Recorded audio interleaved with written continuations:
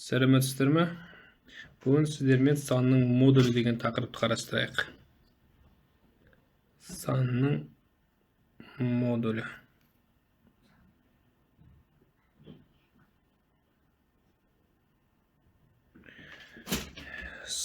Модуль деген сөз, жалпы латынша модулус деген, яғни мөлшері деген мағынаны білдіреді. Ол деген сөз, мысалы, егер де біз координат өсін қарайтын болсақ,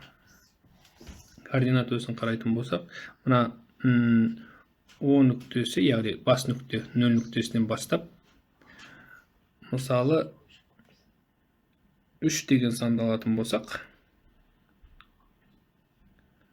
А нүктесі ретінде координатасы 3-ке тең. Онда осы модуль деген сөз мына 0 нүктесінен бастап 3-ке дейінгі ара қашықтық дегенді білдіреді. Яғни 3 бірлік 10-ға қарай жылжыдық деген сөз. Сәйкесінше, егер де мысалы 0 нүктесінен бастап біз минус 3-ке дейін Б нүктесін қарастыратын болсақ, онда мына 0-ден бастап 3-ке дейінгі, минус 3-ке дейінгі ара қашықтық, бұл да 3-ке тең.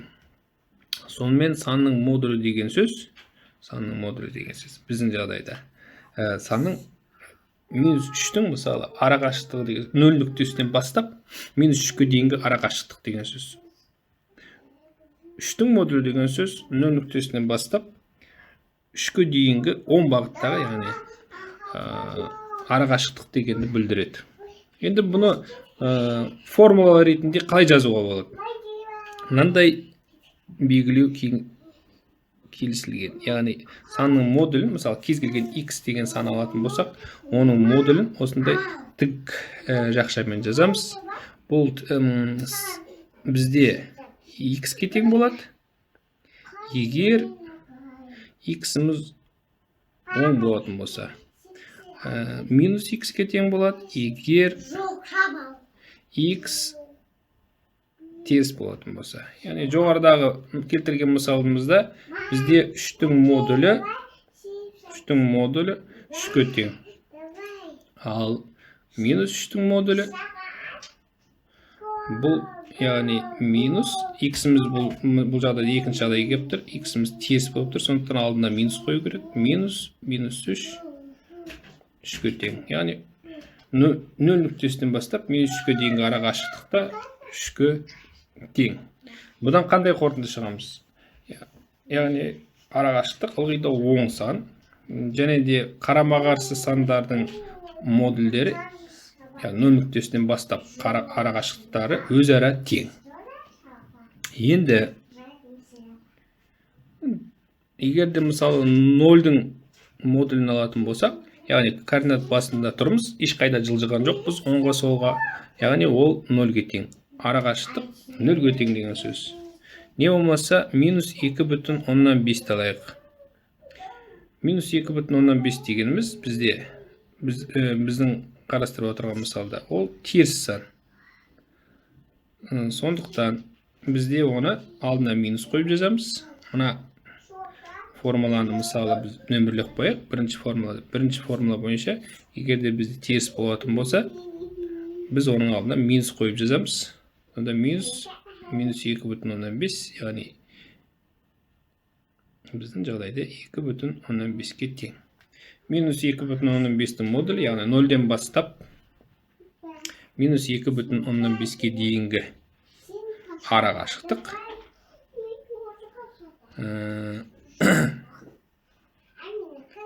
Ара қашықтық 0-ден бастап минус 2,5-ке дейінгі ара қашықтық. Бұл 2,5 бірлікке тең ара қашықтық. Енді мысалы мен 5-тің модулін есептейік. Яғни 5-тің модулі бізге 5-ке тең. Яғни координат басынан бастап, 0-ден бастап, бізде 5-ке дейінгі ара қашықтық дегенді білдіреді. Бізде 5-ке тең. 5 бірлік. Енді бірнеше жаттығу қарастырайық. Мысалы, бірінші жаттығу.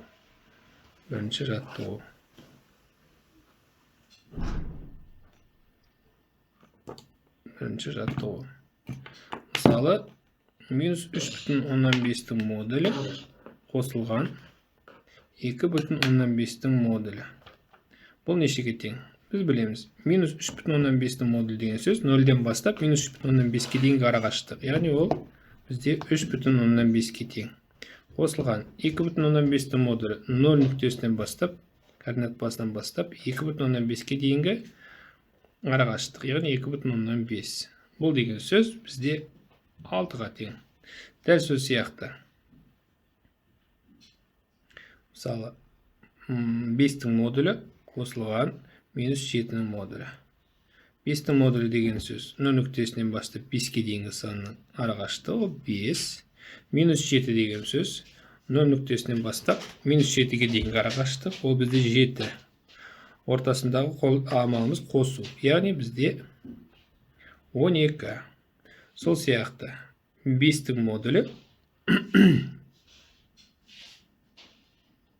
5-тің модулі азайтылған, мысалы, минус 8-дің модулі болсын. Ол деген сөз 5-тің модулі бізде 5-ке тең, минус ортасында амал, минус 8-дің модулі 0 нүктесінен, координат басынан бастап минус 8-ге дейінгі арақашықтық 8. Яғни 5 азайтылған 8. Бұл бізде минус 3-ке тең. Жақсы, сау болыңыздар.